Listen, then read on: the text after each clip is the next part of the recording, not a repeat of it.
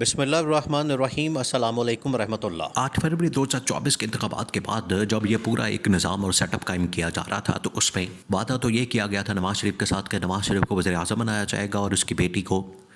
وزیر اعلیٰ پنجاب یعنی کہ مریم نواز کو بنایا جائے گا، کیونکہ اس مرتبہ نواز شریف نے منصوبہ یہ کیا ہوا تھا، لیکن اسٹیبلشمنٹ نے کچھ اور ہی سوچا ہوا تھا اور عوام کا رسپانس بالکل مختلف تھا۔ تو یہ 3 اسٹیجز کے اوپر جو ہے وہ چیزیں چل رہی تھیں پیرلل، لیکن آخرکار جو اسٹیبلشمنٹ کی طاقت ہے، پاور ہے، اتھارٹی ہے، وہ بالکل عوام کے مینڈیٹ کے خلاف وہ حاوی آ گئی اور اس جعلی نظام کو مسلط کر دیا گیا۔ اب جو نواز شریف نے ماڈل سوچا تھا، نواز شریف کے ماڈل کے مطابق تو چیزیں چلی نہیں۔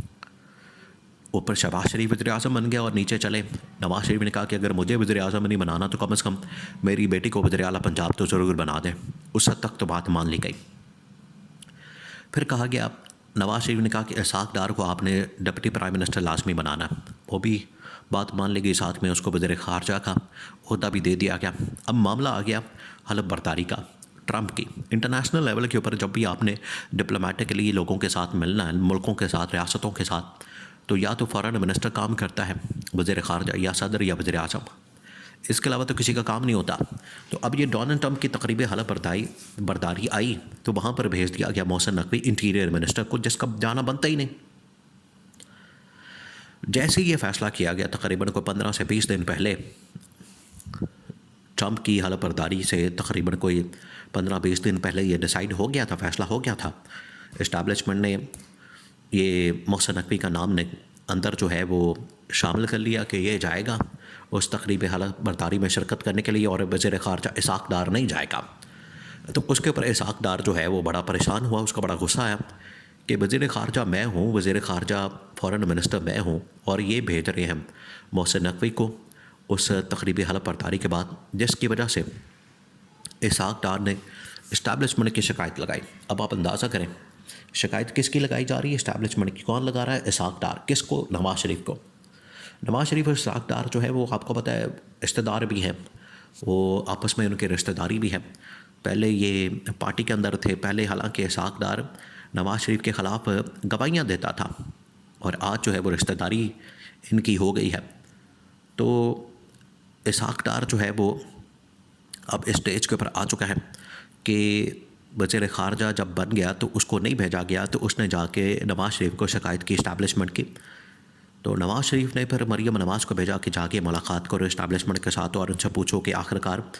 اسحاق ڈار کو امریکہ کیوں نہیں بھیجا گیا اور اس کے پیچھے وجہ کیا ہے۔ تو پھر اسٹیبلشمنٹ نے دو ٹوک انداز میں اس حکومت کو جو ان کی اوقات ہے وہ دکھا دی۔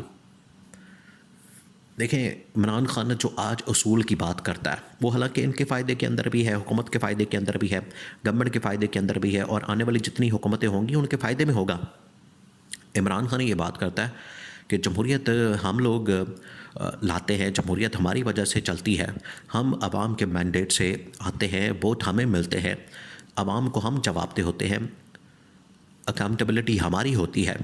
سیاستدان آخرکار یہ ساری کشت کاٹتے ہیں، اور یہاں پر ہوتا یہ ہے کہ پاور اور اتھارٹی اور اقتدار جو ہے وہ کسی اور کے پاس ہوتا ہے۔ یہ ہے عمران خان کا اصل نظریہ، اور اگر اس کو صحیح معنوں میں آج امپلیمنٹ کر دیا جائے تو اس سے نون لیگ کا بھی فائدہ، پیپلز پارٹی کا بھی فائدہ، کہ پارٹیوں کے اندر نہ صرف جمہوریت آ جائے گی بلکہ عوام کے مینڈیٹ کے ساتھ یہ پاور میں آئیں گے اور ان کے پاس پاور اور اقتدار بھی ہوگا۔ تو عمران خان کا تو نظریہ یہ ہے، لیکن عمران خان کیونکہ عمران خان کی مخالفت اس وجہ سے کر رہی ہے، عمران خان آج پاپولر بہت ہے، اور آج اگر صحیح معنوں میں انتخابات کروا دیے جاتے ہیں تو عمران خان تو جیت جائے گا۔ وہ ان کو شکست موت نظر آتی ہے، موت کی طرح نظر آتی ہے، اس وجہ سے ادھر جاتے نہیں۔ اب معاملہ یہ ہے کہ جب اسٹیبلشمنٹ کو پتہ چلا کہ اسحاق ڈار نے ہماری شکایت کی ہے اور کہا ہے کہ اسحاق ڈار کیونکہ فارن منسٹر ہے، وزیر خارجہ ہے، تو اس نے ایمبیسی میں امریکہ میں یہ بھی پیغام پہنچا دیا کہ آپ نے محسن نقوی کو پروٹوکول نہیں دینا، اس کو وہاں پر ویلکم نہیں کرنا، یا اس کو کسی طرح سے آپ نے کوئی اس کی آؤ بھگت نہیں کرنی۔ اور ادھر جو ہے ایمبیسی، ادھر فارن منسٹر کو کہہ دیا، ادھر وزارت خارجہ کو کہہ دیا کہ آپ ان کو کہہ دیں کہ ہمارا نمائندہ نہیں۔ دیکھیں اسحاق ڈار سے پوچھا گیا کہ محسن نقوی کو وہاں پر بھیجا جا رہا ہے، تو یہ وزارت خارجہ کا نمائندہ ہے، تو اسحاق ڈار نے صاف انکار کر دیا، صاف۔ حالانکہ ایک ہی گورنمنٹ کے اندر بیٹھے ہوئے ہیں، ایک ہی گورنمنٹ کو چلا رہے ہیں، نمائندگی کرتے ہیں، لیکن اس کے باوجود اسحاق ڈار نے کہا کہ محسن نقوی بالکل ہماری نمائندگی نہیں کرتا، اور نہ ہی یہ وزارت خارجہ کی نمائندگی کرتا ہے۔ وزارت خارجہ کی نمائندگی میں کرتا ہوں، میں کیونکہ جا نہیں رہا، تو اس وجہ سے وزارت خارجہ بالکل پاکستان کی وزارت خارجہ اس کی نمائندگی نہیں کر رہی، یا یہ وزارت خارجہ کا نمائندہ نہیں ہے، تو یہاں تک کہہ دیا گیا۔ تو اس سے آپ اندازہ کر سکتے ہیں کہ کس حد تک ان کے درمیان لڑائی جھگڑا اور اقتدار اور پاور کو لے کے پھڈا پڑ چکا ہے۔ تو اسٹیبلشمنٹ نے صاف انکار کر دیا۔ اسٹیبلشمنٹ نے کہا کہ اگر اسحاق ڈار نے یہ چالیں چلنی ہیں، اسحاق ڈار نے پیچھے بیٹھ کے یہ مکاریاں اور یہ دو نمبریاں کرنی ہیں کہ ہمارے بندے کو محسن نقوی جو ہم نے لگایا ہے، ہم نے بھیجا ہے، اس کو ہم نے تعینات کیا ہے، اور اس کو ہم امریکہ کے اندر بھیجنا چاہتے ہیں اپنے نمائندے کے طور پر، کیونکہ ہمیں اس کے اوپر اعتماد ہے، ہمیں اس کے اوپر ٹرسٹ ہے،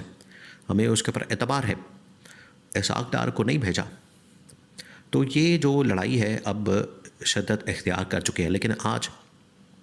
اسحاق ڈار بڑا خوش ہو رہا ہے۔ اسحاق ڈار کہہ رہا ہے کہ دیکھیں ہم نے محسن نقوی کو بھجوا کے وہاں پر امریکہ میں تو ذلیل کروا دیا اس کو،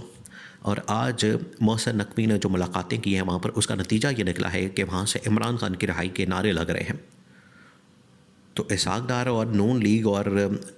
پوری کی پوری جو اس وقت گورنمنٹ ہے بڑی خوش ہے کہ ایک تو اسٹیبلشمنٹ کو بھی ناکامی کا سامنا کرنا پڑا، اور اسٹیبلشمنٹ کے نمائندے محسن نقوی کو بھی ناکامی کا سامنا کرنا پڑا۔ اب یہاں پر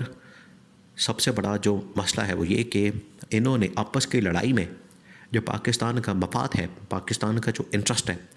اس کو تباہ کر دیا کہ عالمی سطح کے اوپر یہ جا رہے ہیں، آپس میں لڑ رہے ہیں، آپس میں لڑائیاں کر رہے ہیں، آپس میں ایک دوسرے کے ساتھ جھگڑے کر رہے ہیں، اور عالمی سطح کے اوپر جو ہے وہ یہ پاکستان کے مفادات کو نقصان پہنچا رہے ہیں، اور وہ پاکستان کو سیریس نہیں لے رہے۔ وہ کہتے ہیں کہ پاکستان کی سمجھ نہیں آتی، انٹیریئر منسٹر ان کا نمائندہ بن کر آئے گا، فارن منسٹر ان کا نمائندہ بن کر آئے گا، وزیر خارجہ آئے گا، وزیر اعظم آئے گا، صدر آئے گا، کون آئے گا؟ انہوں نے اس طریقے سے پاکستان کے مفاد کو نقصان پہنچایا، اس طریقے سے انہوں نے پاکستان کے مفادات کا بیڑا غرق کیا، اور یہ انہوں نے پاکستان کے ساتھ کھلواڑ کیا